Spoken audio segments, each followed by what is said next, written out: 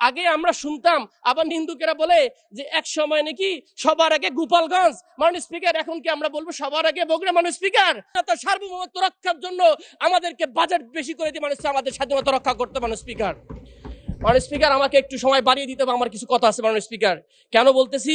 কারণ প্রতিনিয়তই আমাদেরকে আমার মতো, আমার রংপুর না, আপনাদের সবাই থ্রেটেনে আছে আমাদের স্বাধীনতা নিয়ে। মাননীয় স্পিকার, আমাদের এই সবার দেশ, এটাকে আমাদের রক্ষা করতে হবে। মাননীয় স্পিকার, এখন আসি মাননীয় স্পিকার, একটু ব্যাংক খাত নিয়ে একটু কথা বলতে হবে। আমাদের ব্যাংকিং সেক্টরে, আমার অর্থমন্ত্রী এখানে আছেন, আমি খুবই আশাবাদী হতাম যদি 32% ঋণ খেলাপি থেকে 10% আনার জন্য একটা রূপরেখা দিতেন। উনি কোনো ধরনের রূপরেখা দেয় না, যেটা আমাকে হতাশ করেছে। মাননীয় স্পিকার, শুধু কি তাই, উনি নিজেই বক্তব্যে বললেন আমাদের ব্যাংকিং বেস ইকোনমিক সিস্টেমটাকে চেঞ্জ করে ক্যাপিটাল মার্কেট বেজে যাওয়া উচিত। খুবই ভালো কথা, কিন্তু একটা বড় বান্ধনী, একটা ব্যারিকেড দেওয়া হলো। কি ব্যারিকেড? যেখানে আগে ডিভিডেন্ডের 20% ছিল লভ্যাংশ কোম্পানিগুলো, সেখানে কি আমরা দেখলাম 35.7% হয়ে গেছে। মাননীয় স্পিকার, সেখানে ক্যাপিটাল মার্কেট কি বিকাশ করা সম্ভব? সম্ভব না আদৌ। আরো একটা জিনিস, আমাদের আপনার সময় আরো 2 মিনিট বৃদ্ধি করা হলো। মাননীয় স্পিকার, হাম্বল রিকোয়েস্ট, আমি এটা আজকে বলতে দিন আমাকে। আমাদের ক্যাপিটাল মার্কেটের যেটা বললাম যে আমাদের বন্ডের ক্ষেত্রে একটা এক্সেমশন ছিল, যেটা আমাদের অল্টারনেটিভ ফাইন্যান্সকে ডেভেলপমেন্ট করতো, কিন্তু সেই আপনার ট্যাক্স এক্সেমশনটা উঠাই না হলো। সুতরাং অল্টারনেটিভ ফাইন্যান্সের ক্ষেত্রে আমাদের বাধাগ্রস্ত হবে।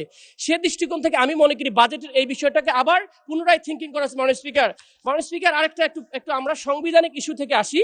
সে বিষয়টা হলো, আমাদের সংবিধানের 89 ধারায় বলা হয়েছে গ্রান্ট, ডিমান্ড ফর গ্রান্ট, এবং 90 বিধিতে বলা হয়েছে, আর্টিকেলে বলা হয়েছে যে স্পেসিফিকেশন অর পারপাস লাগবে, অথবা অ্যাপ্রোপ্রিয়েশন অ্যাক্ট লাগবে। মাননীয় স্পিকার, যার মাধ্যমে খাতটা কোন খাতে আপনি টাকাটা পাস করে নিচ্ছেন।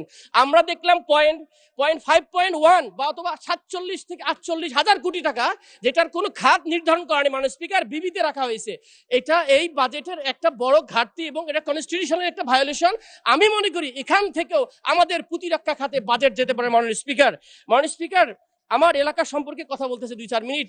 আমার এলাকা বলার আগে আমরা ইদানিং একটা নিন্দুকেরা বলে যে নতুন একটা উপজেলার আবির্ভাব ঘটেছে, এটাকে নবাবী উপজেলা বলা হচ্ছে।